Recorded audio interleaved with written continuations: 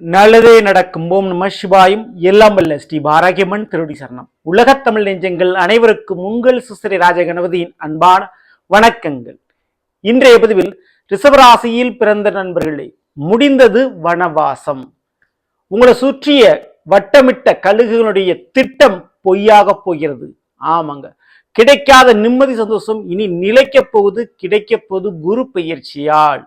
இன்றைய பதில குரு பயிற்சி பலன்கள் ரிஷபராசியில் பிறந்த உங்களுக்கு எப்படி இருக்க போகுது, அதை பத்தி தான் பார்க்க போறோம். பதிவை ஃபுல்லா பாருங்க. இல்லை நம்ம சேனல்ல ஏற்கனவே சனி பயிற்சி பலன்கள் பதிவிட்டாச்சு. பார்க்காதவங்க சேனலை பாருங்க, கண்டிப்பா உங்களுக்கு யூஸ்ஃபுல்லா இருக்கும். மறக்காம நம்ம சேனலை சப்ஸ்கிரைப் பண்ணிட்டு கொடுத்துற பெல் ஐகானை பிரஸ் பண்ணிட்டு பக்கத்துல ஒரு ஆளுன்ற அவசரை தவறாம செலக்ட் பண்ணிச்சுங்க. அப்படின்னா தான் நான் பதிவோட கூடிய அடுத்தடுத்த பதிவுகள் உங்களுக்கு உடனுக்குடன் நோட்டிபிகேஷனாக வந்து சேரும்.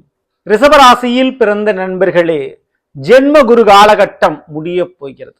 ஆமாங்க, கடந்த ஒரு வருடங்கள் உங்களுடைய ரிஷபராசியிலே குருவான் அமர்ந்திருந்து நீங்க எவ்வளவுதான் நல்லவனா இருந்தாலும், எவ்வளவுதான் ஹார்ட் ஒர்க் போட்டு உழைச்சாலும் நல்ல பெயர் கிடைக்காம போச்சு. உங்களுடைய திறமைக்கேற்ற வாய்ப்பு கிடைக்காம போச்சு.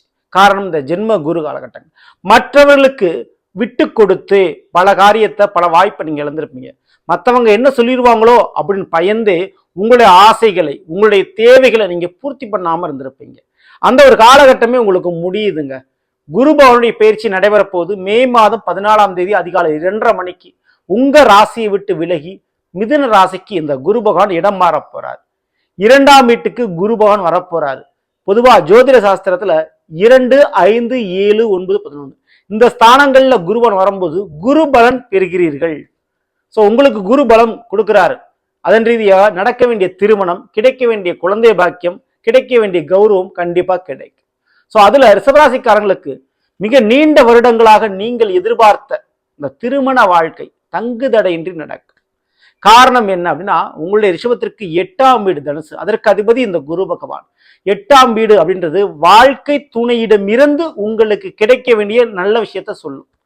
வாழ்க்கை துணையிடமிருந்து ஒரு சொத்தோ, ஒரு பணவரவோ, அல்லது உங்களோட வாழ்க்கை துணைக்கு ஒரு வேலை வாய்ப்போ, அல்லது வாழ்க்கை துணை பணம் காசு உங்களுக்கு கிடைப்பது ஒரு நிலைப்பாடுகள் உங்களுக்கு கிடைக்கும். ஸோ அப்படின்னா என்ன அர்த்தம்னா, திருமண வாழ்க்கை திருப்தி கொடுக்கும் அப்படின்னு அர்த்தம்.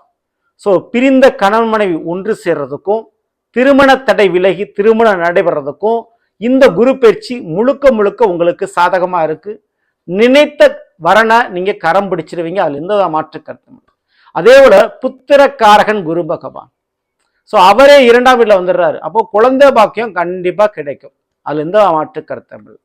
அடுத்தபடியா கார் வண்டி வாகனத்துக்கு காரகிரகம் குரு பகவான். அவருமே 2ல வந்திருக்கிறதுனால புதிய கார் வண்டி வாகனம் வாங்குறதுக்கும் பழைய கார் வண்டி வாகனத்தை மாத்துறதுக்கும் வாய்ப்பு உண்டு. அதே போல தங்கத்துக்கு காரகிரகமே குரு பகவான் தான். அப்போ தங்க நகை அடையக்கூடிய, பெறக்கூடிய வாய்ப்பு உண்டு. அன்பளிப்பா, பரிசா, கிஃப்டா அல்லது எது சீர்வரிசையா ஏதாவது ஒரு வழியில உங்களுக்கு தங்கமானது கிடைக்கும். அதுலயும் எந்த மாற்று கருத்துங்கள்.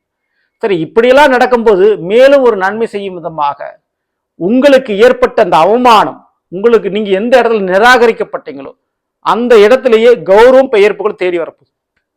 உங்கள் மீது மற்றவர்கள் சுமத்திய வீண் பழி அவச்சொல் நீங்கும். வீட்டுல ஒரு சுபகாரியம், ஒரு மங்களகரமான காரியம் நடக்கும். குருவான் இருக்கின்ற இடத்தை விட பார்க்கின்ற இடத்துக்கு பலனை அள்ளி கொடுப்பாரு. அப்படி 5ஆம் பார்வையாக துலாம் ராசியை பார்க்கிறார். உங்களுடைய ரிஷபத்துக்கு அது 6ஆம் வீடு. அப்போ எதிரியை குருவாக்குறார். அப்போ எதிரியே நண்பனாக மாறுவார்கள். உங்களுக்கு துரோகிகள் இருந்தாங்க இல்லையா, அந்த துரோகிகளே உங்களுக்கு வழி இல்லாம நல்லது செய்ய வேண்டிய சூழ்நிலைக்கு தள்ளப்படுவார்கள். அப்படி எதிரிடமிருந்து, துரோகியிடமிருந்து உங்களுக்கு கிடைக்க வேண்டிய நல்லது கிடைக்கும். சில பேருக்கு சொந்தக்காரங்களே எதிரியா இருப்பாங்க, சொந்தக்காரங்களே துரோகியா இருப்பாங்க. வேற வழி இல்லை, அவங்கள உபசரிச்சுதான் ஆகணும், அவங்களோட வாழ்ந்துதான் ஆகணும். ஸோ அவர்களால் ஏற்பட்ட இன்னல் பிரச்சனை இனி இருக்காது. அவங்களாலேயே சில கௌரவம் உங்களுக்கு கிடைக்க போகுது. மேலும் கல்வித்துறை, பேங்க் சம்பந்தமான துறைகள் மற்றும் மருத்துவத்துறை, இந்த 3 துறையில உங்களுக்கு தொடர்பு இருந்தா, நீங்க படிச்சுக்கிட்டு இருந்தா, அல்ல வேலை பார்த்துக்கிட்டு இருந்தா, அல்ல தொழில் பண்ணிக்கிட்டு இருந்தா, இந்த துறைகளில் ஒரு முன்னேற்றம், ஒரு ப்ரொமோஷன், ஒரு லாபம் என்பது உங்களுக்கு கிடைக்க போகுது. அடுத்தபடியா இந்த குருபவனுடைய நேரடி 7ஆம் பார்வை என்பது தனுசுல பதிவு. உங்களுடைய ரிஷபத்திற்கு அது 8ஆம் வீடு. மறைமுகமான வழிகளில் பண வரவுகள் கிடைக்க போகுது. ஏற்கனவே பணம் இல்ல சொத்து வேற என்ன காரணங்களுக்காக ஒரு சண்டையிட்டு கொண்டிருந்தா, ஒரு போராடிக்கிட்டு இருந்தீங்கன்னா, ஒரு பிரச்சனை ஓடிக்கிட்டு இருந்தா, அதன் தீர்வு, அதனுடைய முடிவின் மூலமாக உங்களுக்கு அது அதனுடைய பங்கு ஆனது வந்து சேரப்போகுது. சரிங்களா? அந்த பிரச்சனை ஒரு முடிய போகுது. அந்த பிரச்சனையிலிருந்து ஒரு நன்மை உங்களுக்கு கிடைக்க போகுது. வாழ்க்கை துறையிலிருந்து பண வரவு கிடைக்க போகுது. வெளிநாட்டு சம்பந்தமான தொடர்பு வாய்ப்புகள் கிடைக்க போகுது. மறைமுகமான ஒரு வேலை தொழிலால் பண லாபங்கள் பெறுவீர்கள். அதில் இந்த மாற்று கருத்தும் இல்லை. இந்த நேரத்தில் ரிஷபராசிக்காரர்களுக்கு இந்த சேவை செய்யக்கூடிய ஒரு வாய்ப்பு கிடைக்கும். சேவை சம்பந்தமான கௌரவம் கிடைக்கக்கூடிய வாய்ப்பு உண்டு. அதே போல காவல் சம்பந்தமான துறைகள், அதாவது இராணுவம், மிலிட்டரியா இருக்கலாம், அல்லது மக்களுடைய பணத்தை பாதுகாக்கக்கூடிய வேறேனும் எந்த பேங்க் சம்பந்தமான துறைகளாக இருக்கலாம். ஸோ இந்த துறைகள் எல்லாமே நீங்க வேலை வாய்ப்புக்கு முயற்சி பண்ணா அந்த வேலை வாய்ப்பு உறுதியான தருணத்தில் கிடைக்கும். ஸோ குறிப்பிட்டு ராஜ மந்திரி கிரகம்னு சொல்றாங்க அந்த குரு பகவான. அதனால அரசு உத்தியோகம் பெறுவதிலும் அல்லது அரசாங்கத்தின் மூலமா உதவிகள் பெறுவதற்கும் வாய்ப்புகள் ரொம்ப ரொம்ப அதிகம். இந்த வருடத்துல பயன்படுத்திங்க. அடுத்த குருவானுடைய 9ஆம் பார்வை அப்படின்றது கும்பராசியில பதியுது. இந்த கும்பராசி இப்போதைக்கு யாரும் இல்லாமல் எம்டியா இருந்தாலும் மே மாசம் 18ஆம் தேதி ராகு அங்க பயிற்சி அடைஞ்சு வந்துடுறாரு. அப்போ ராகுக்கு அந்த குரு பார்வை கிடைக்குது. ஸோ அந்த கும்பராசி என்பது உங்களுடைய ரிஷபத்திற்கு 10ஆம் வீடு. 10ஆம் வீடுன்றது கர்மஸ்தானம், தொழில் ஸ்தானம். ஸோ வேலையும் தொழிலும் குறிக்கூடியது இந்த 10ஆம் வீடு. அதை குரு பார்க்கிறார், அங்கே ராகு இருக்கிறார். அப்போ புதிய ஒரு வேலை கிடைப்பது, புதிய ஒரு தொழில் தொடங்குவது போன்றவை செயல்பட போகிறீர்கள். அதனால இரட்டிப்பு லாபம் பெற போறீங்க நீங்க.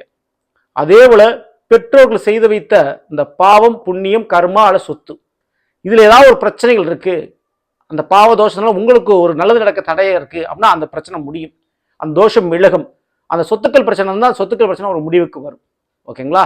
இது போக வெளிநாடு தொடர்புகளும் இந்த 10ஆம் வீட்டில் ராகுவான் இருக்கனால இம்போர்ட் எக்ஸ்போர்ட் பிசினஸ், அரசியல் சம்பந்தப்பட்ட பதவி வாய்ப்புகள், நீங்க சொந்தமா தொழில் தொடங்கி நீங்க முதலாளி ஆகக்கூடிய வாய்ப்புகள் கண்டிப்பா கிடைக்கும் ரிஷபராசிக்காரங்களுக்கு. சரிங்களா? ஆக மொத்தம் வேலை தொழில ஒரு லாபங்கள் உண்டு. ஸோ ஆக மொத்தம் ரிஷபராசிக்காரங்களுக்கு இந்த 2ஆம் வீடில் தனஸ்தானத்தில் குருவான் வந்து அமர்வதால் தன வரவு, தங்க வரவு, உறவுகள் வரவு கண்டிப்பா இருக்குது. அது எந்த மாற்று கருத்தும் இல்லை. வட்டமிட்ட கழுகுகள், அதாவது எதிரிகள், துரோகிகள், அவருடைய திட்டம் பொய்யாகி அவர்கள் முன்பே உங்களுக்கு கௌரவம், பெயர் புகழும், ஒரு நல்ல காரியம், சுபகாரியம் நிச்சயம் நடக்க போகுது. ஸோ வேலை பார்க்கக்கூடிய இடத்துல இருக்கக்கூடிய சக போட்டியாளர்கள் அவர்கள் விலகுவார்கள். உங்களுக்கு ஒரு காம்படிட்டர் இருக்குன்னா அவங்க விலகுவாங்க. அதாவது படிக்கின்ற மாணவர்களுக்கு, இந்த ரிஷபராசிக்காரங்க இந்த படிக்கின்ற மாணவர்களுக்கு படிப்பு சம்பந்தமான பயணம் அதிகரிக்கும். வெளிநாட்டில் போய் படிக்கிறது, வேற மாநிலத்தில் போய் படிக்கிறது, பாட்டி தாத்தா ஊரில் ஹாஸ்டல் தங்கி படிக்கக்கூடிய சூழல்கள் உங்களுக்கு உருவாகும். ஸோ அந்த படிப்பின் மூலமாகவும் கூட உங்களுக்கு கௌரவங்கள் வந்து சேரும். அது தான் மாற்று கருத்தும் இல்லை. ஸோ இந்த ஒரு நேரத்தில் தன குருவாக குருவான் இருக்கின்ற பொழுது வரக்கூடிய வருமானத்தை சேமித்து வைத்துக் கொள்வது நல்லது. அதே போல குடும்பத்தில் கண்டிப்பா புது விசேஷம், குடும்ப காரியம் நடக்கும். உங்களுடைய பிள்ளைகளுக்கு கூட ஒரு திருமணம் நடக்கலாம். சரிங்களா? ஸோ அப்படி தடைப்பட்ட காரியங்கள் தடையின்றி நடக்க போகுது. நீங்க பண்ண வேண்டிய ஒரே ஒரு விஷயம், குருவானுக்கு வியாழக்கிழமை தோறும் கொண்டக்கடலை மாலை சாட்சி வணங்குவது மிகுந்த லாபத்தையும் வருமானத்தையும் உங்களுக்கு பெற்றுத்தரும். குடும்பத்தில் நடக்க வேண்டிய நல்ல காரியத்தையும் நடத்தி கொடுக்கும். அது குறிப்பிட்டு சந்தன அபிஷேகம் செய்யுங்க. குருவானுக்கு சந்தன அபிஷேகம் வியாழக்கிழமை செய்கின்றது ரொம்ப ரொம்ப உங்களுக்கு மங்களகரமான காரியங்கள் உங்களுக்கு நடக்கும். சரிங்களா? அதே போல வாரத்தில் ஒரு முறை குருவாரம் சொல்லக்கூடிய இந்த வியாழக்கிழமை என்று சாயந்தரம் ஒரு 6 மணிக்கு மேல ஒரு மணி நேரம் மௌன விரதம் இருக்கிறது ரிஷபராசிக்காரங்களுக்கு ரொம்ப ரொம்ப நல்லது. குடும்ப ரீதியான அல்லது உறவுகள் ரீதியாக இருக்கக்கூடிய மன வருத்தங்களை போக்கும். ஸோ இந்த ஒரு வழிபாடு தவறாம நீங்க பண்ணிக்கீங்க. ஸோ நல்ல பேர் நம் என்ற ரிஷபராசியில் பிறந்தவர்களுக்குரிய பலனை பற்றி பார்த்து நிச்சயமா உங்களுக்கு பயனுள்ள பதிவாக இருக்கு நினைக்கிறேன். பிடிச்சிருந்த லைக் பண்ணுங்க, நண்பர்களுக்கும் உறவுகளுக்கும் நடக்காமல் ஷேர் செய்யுங்க. இதுவரை நம்மளுடைய சேனலை சப்ஸ்கிரைப் பண்ணாம இருக்கும் சப்ஸ்கிரைப் பண்ணீங்க, கூட தர பெல் ஐகானை பிரஸ் பண்ணிட்டு பக்கத்துல ஒரு ஆல் என்ற ஆப்ஷனை தவறாம செலக்ட் பண்ணி வச்சுங்க. மேலும் அடுத்த சந்திப்போம். நன்றி, வணக்கம். நல்லதே நடக்கும்போம் நம சிவாயும் எல்லாம் அல்ல ஸ்ரீ வாராகியம்மன் திருவடி சரணம்.